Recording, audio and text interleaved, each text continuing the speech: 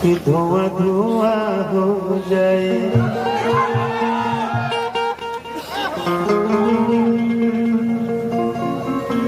कि हमार नया नया जवाना कि नया तकिया बिछाना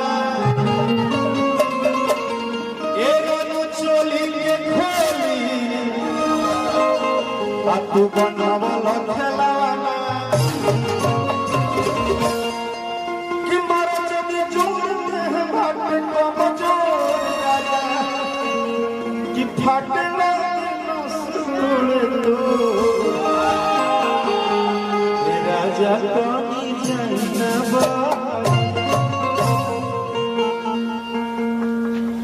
अब क्या करें हर कीर्तन ए अंजलि भी हर कीर्तन दुगला होला कि टूटता बदन परे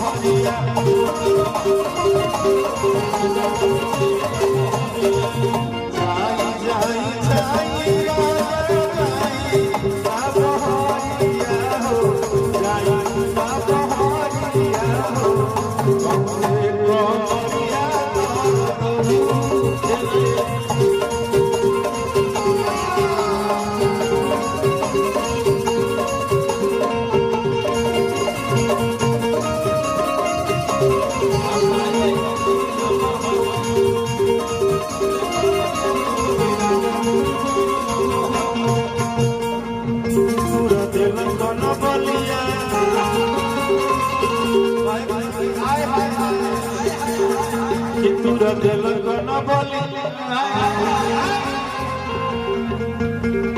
खाई गइलो ठलाली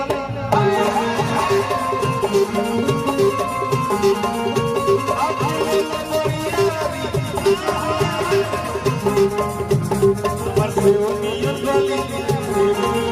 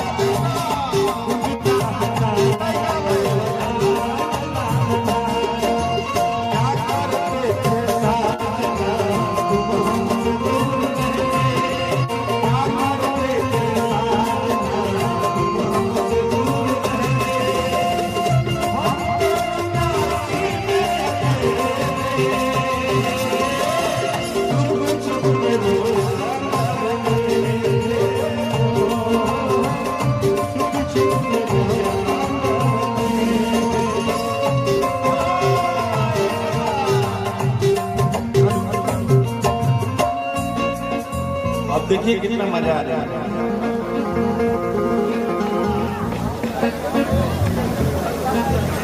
लगले में छूटल बल्ले सखियों के संग जी अछूतवा करी जान तंग जी कहा यही रहो कहाँ जाओ कि लगले छूटल बड़ुए सखियन के संग जी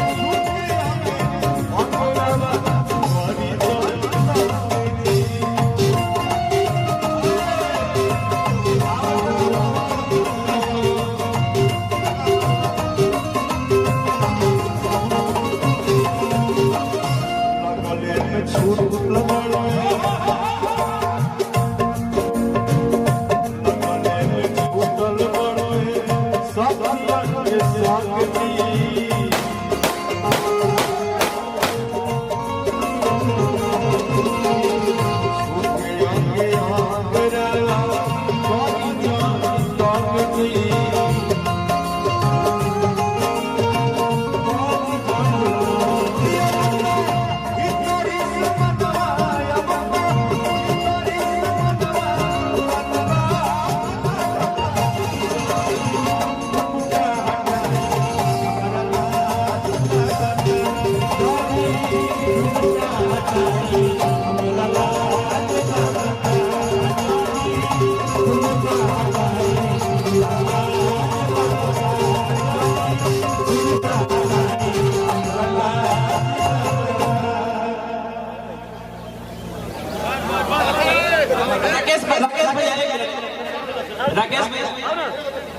ये मेरा नाई में गोदा की सोच की हुरात की पला आज दिल लगा देखते हैं।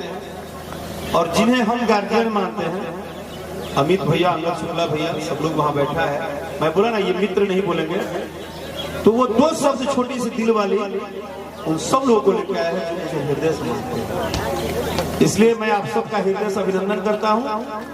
शादी है, विवाह है, हो सकता है कुछ त्रुटि हुई होगी, कमी हमारे से भी हो गई होगी, पारिवारिक जिंदगी है, तो इस कमी को कमी मत समझिएगा, समझिएगा कि बच्चा घर में थोड़ा सा गलती कर दिया है।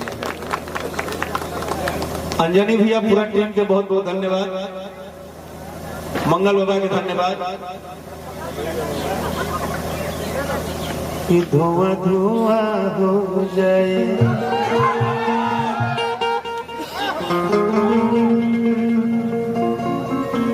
अमित बाबू ने गर्दा उड़ा दिया अपनी कंपनी से। ये गाना सही में खतरनाक है कि धुआं धुआं हो जाए,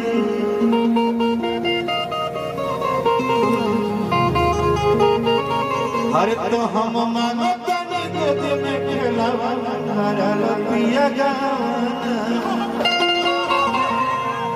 करल पिया गाना कि एगो मानो तनी गोद में खेलावा करल पिया गाना। अब देखो लेट हो गया, अब मैं प्यास हो गई ढाक वाला की जात जानी भैया, हमार काम तुम जा लो अपने गए अपने भैया हम अपने गए पे क्या करो ये चली हो गई जाए तो हमारे रुपये के क्या करो। मोहब्बत जिंदाबाद। हेलो अंजनी भैया, हम गाना नहीं गाएंगे, तनी आपन मन लगाओ जाओ। आज तो कोनो लोग अच्छा क्लास सुना रहा कुछ नहीं। हरि हरि राम नैना नसीला, राम नैना नसीला, राम नैना नसीला, राम